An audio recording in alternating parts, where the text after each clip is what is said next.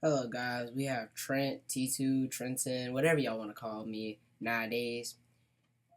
I'm going to be showing y'all the build, or not the build, but what I want to do to my 1988 Ford Mustang. And last video, we was just scrolling through Facebook Marketplace, looking at different cars, giving them ratings and stuff along those lines. So, I thought, I think I should just show my car because y'all actually have seen it, but I haven't talked about it on the channel. So, as we already know, I have to come back and be more consistent, and I'm going to go ahead and show y'all the information about my car. So, we talked about this last video as well. Your car needs to be in factory condition before anything, before modifying it, before selling it. It needs to be in factory condition, because if you just throw parts at a car that's not in factory condition, many things could go wrong. It's like, why would you throw a $5,000 blower onto a $2,000 engine? Yeah, it could work, but there's no point in doing stuff like that. So I have to make my car more reliable. And since I have the 1988 Ford Mustang instead of the 1989 and up, I have to get a mass airflow sensor. And what that basically means is my car doesn't come with a mass airflow sensor, and that's probably what y'all were already saying. Trent, T2, we already know this if you already just said it. But there's no point. The point is, the mass airflow sensor lets the engine know that a whole bunch of air is going into the engine, of course. And that allows the engine to adapt to all the air being sucked in and gives you power based on, well, what the engine is reading. But that only comes with the 89 through 93. So I have to get a mass airflow conversion kit so I can basically transform it into, well, an 89 Mustang.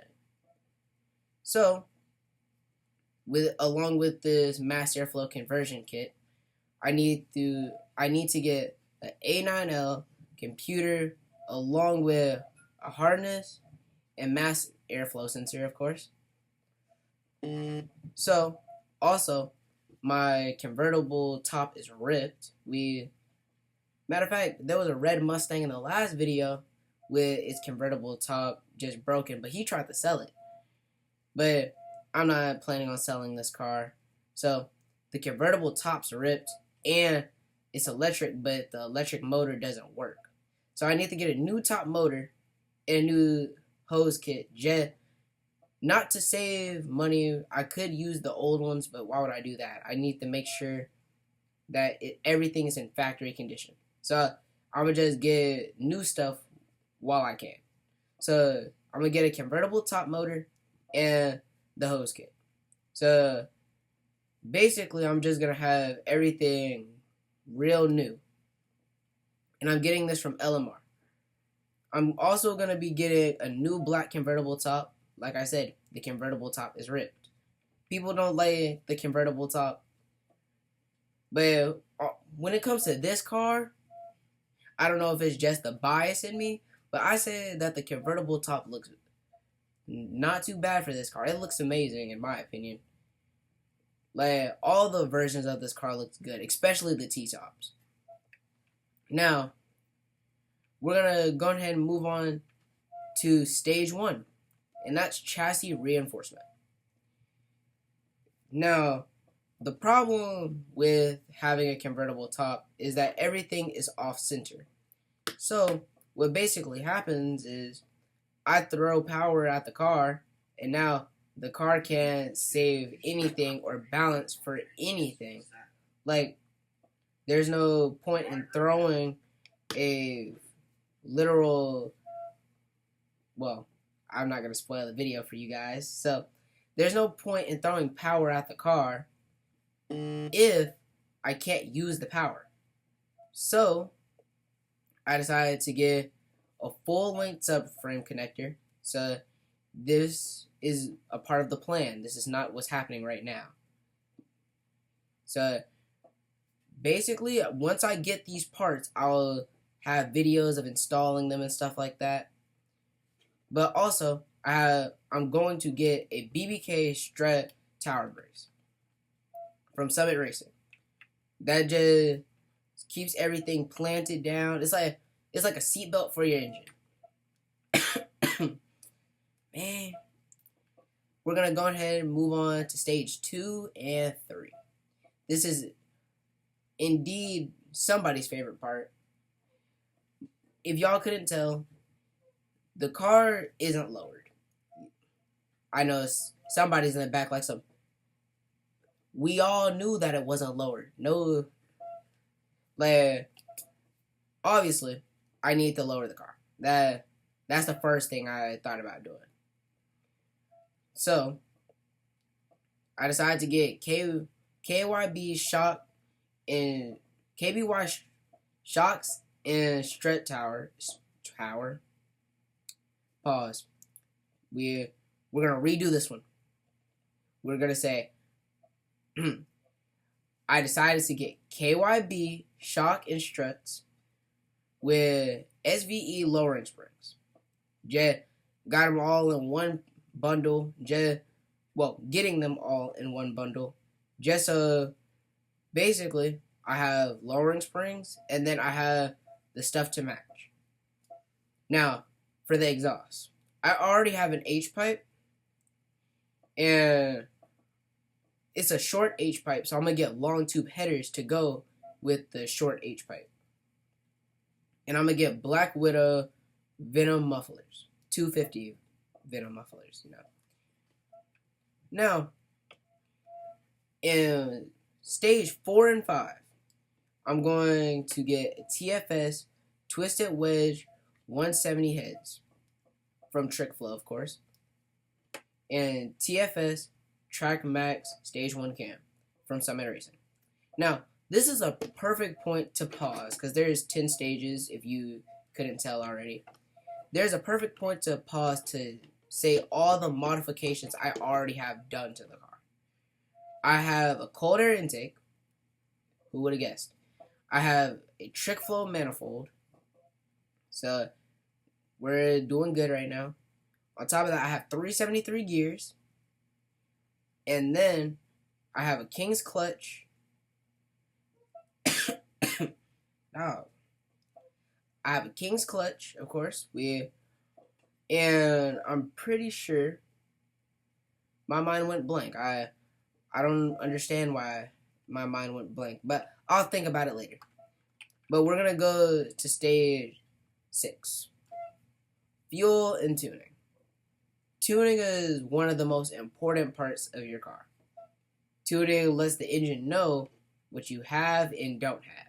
So, why tuning is very important, that's the whole point I'm trying to get at. But me trying to do a lot of stuff is going to require more fuel. So I'm going to get 42-pound injectors and a 255 LPH pump. And, of course, the Bama tube. From American Muscle and LMR, we're going to move on to stage 7 and 8. And this is actually my favorite slide. The supercharger. I'm going to get a Vortex V3 SCI kit. Vortex supercharger. You already know what it is. A 3.12 pulley. And it's obviously going to be from American Muscle. I could get maybe a Pro charger of some sort, but I don't want to do that yet. I just want to get something simple and something I can just ride around, daily drive maybe. Now, I'm going to get the Anderson power pump, and then I'm going to run a supercharger, of course. I'm going to need an intercooler just to keep the engine cold. So, I'm going to get the CX Racing intercooler kit,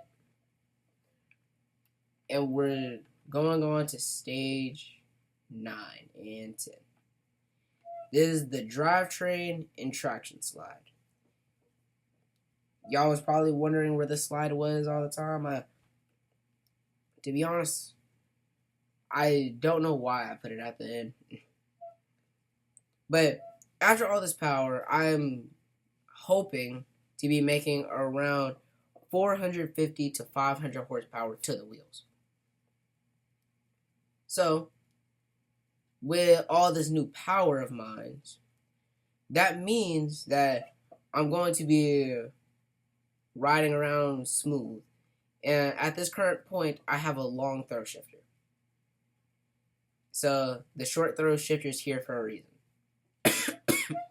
But we're going to talk about the transmissions. I don't know which one to choose. I could get the Tremec TKX 5-speed transmission, or I can get the Tremec T56 Magnum XL 6-speed. And the difference between the two is the 5-speed I haven't heard much about, but the 6-speed, I heard that Four Eyes used it. I know that Drew Peacock also used it. If y'all look at my channel description, y'all know that they're a part of my inspiration to do this channel.